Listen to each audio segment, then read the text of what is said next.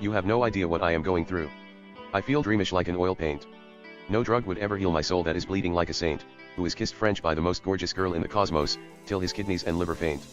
She is a rose, has the sexiest eyes, the sweetest lips, and the most beautiful face, exists endlessly as long as hearts shall beat, throb, feel, ache, and race, had existed before the creation of heaven, time, and space, and will always exist forever and ever till love runs out of infinity, rhyme, and grace. It said her lips give light, perfume, and blood to the quintessence, more divine than the breath of life. Yet her tongue is more delicious than peach and sharper than a knife. It cuts the soul so deep, unconditionally changes life, and add innocent lewdness and eroticism to awareness without trouble, conflict, contention, and strife, and I can't help loving her till death do us apart as if she were my wife. Yet, she doesn't know any mercy. One French kiss from her. A soul bleeds for eternity. The cherub said the sky used to be white. Once upon a time, when the angels, who floated in the air, pretending to be butterflies, talked about her day and night, and couldn't help falling in love with her spellbinding eyes. The sky then slowly began to turn into blue, so they could deceive her, and drink nectar from her luscious lips that put any carnation to shame as if they had never hue, while she was wondering, could love be sweet, sad, ironic, painful, and so true? Yet, my heart couldn't bear that much love as if fever were taboo. Tulips, jasmine, daisies with various color and see-through, purple water and lavender covered with dew began to reign in my soul till love felt new. Those days, the past, the present, the future exists at the same time. And love were a crime. But that is a different story told with sonnets and fairy tales that rhyme. Yet, the angels knew she was in love with a poet whose heart was so wild and always in pain, must be kept tied with a chain, feels, reasons and thinks with his heart rather than with his brain. He felt her at the core of his soul before he even met her, and was addicted to her like cocaine. She loved him till her heart and soul sprain. Me, I can only say, what if one day, one seductive morning, I wake up and realize, that the world does really evolve around me and her, far and near. Everything I see, everything I hear, the testament of her vanity fair. Passion and pain, love and fear, everything that is written with computer, typewriter, feather, ink, and pen, have always been made to glorify her, or I would find myself in the lion's den. And everything that is a game in the count of 1 to 10. Fortune and fame, pride and shame. What if nothing feels the same? Would love ever be madness again? Love that doesn't know the meaning of sane? Or shall I continue to think with my heart instead of my brain? I might as well sell my soul to the devil, and feel the passion with every inch of my vein, and meet her in the dawn of ice and flame. I shall only love her, and in everything I do, I will put her first, and to adore her as if I had never adored a flower.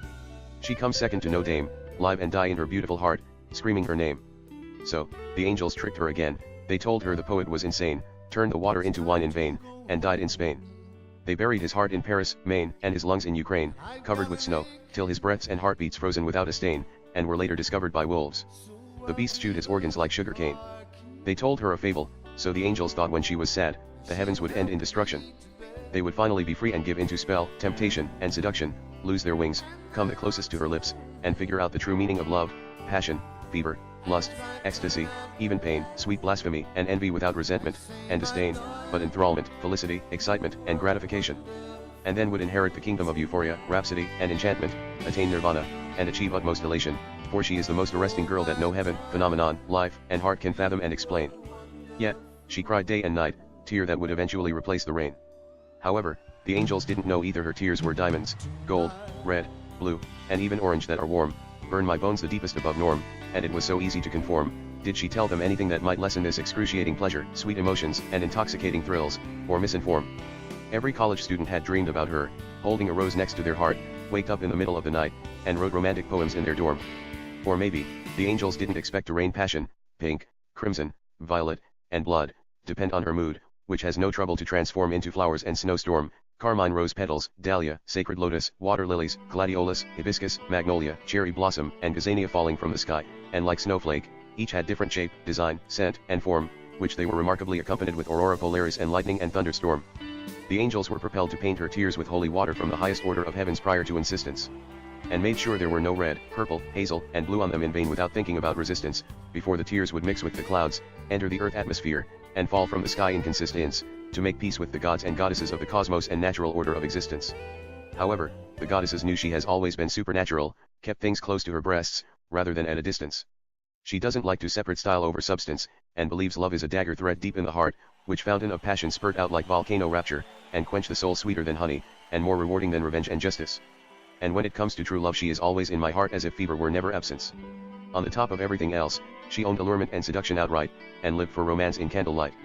Yet, she had always loved with every beat of her heart, ache and breath to the depth, extent, and elevation her soul could grasp, fervently, intensely, and faithfully for infinite love, the demise of time, living life to the fullest as if humans were heavenly creatures, and perfect divine, like Elizabeth Barrett Browning. She had loved with passion, dream, and desire to the level of endless longing of true love by stars, seas, sunrise, oceans, sunset, and moonlight without restrictions, innocently, genuinely, and unconditionally more than her heart could take it, as if she were lost and found, and love were made to bleed, suffer, and last forever beyond anything. She once said, "Love is the unbearable tenacity of the heart holding on to dreams, and the soul allowing itself to be happy, kiss and be kissed, adore and be adored, treasure and be treasured, and the unquenchable desire and unappeasable drive to succeed in getting what it wants in life, romance above everything, urge and longing that fly in the face of true grit, determination, and persistence. It will define who you are, and stand the test of time that breaks down even the very fundamental of being, coexistence, survival, and subsistence." So, they let her have her own way, and vowed to bless her heart when it was necessary, as if she would ever need any assistance. Then one day, unexpectedly, the poet felt love at the depth of his soul and bone marrow till his spleen said no, and pain at the bottom of his heart where blood refused to flow. It's so agonizing. His essences exploded inside his body like stardust that burn and glow, couldn't wait for tomorrow. It didn't matter whether he felt high or low. His heart went wherever love must go. He saw her at a rose garden. She was so beautiful. His heart stopped without pardon, and died on her arm softly as if nothing in the world had never hardened. She knew he was the love of her life, and would rather love till it hurts, and leave this world behind, than kept in her own heart confined, which she might have modestly doubted. The stars are made of very hot gas, and could be sophisticated and refined.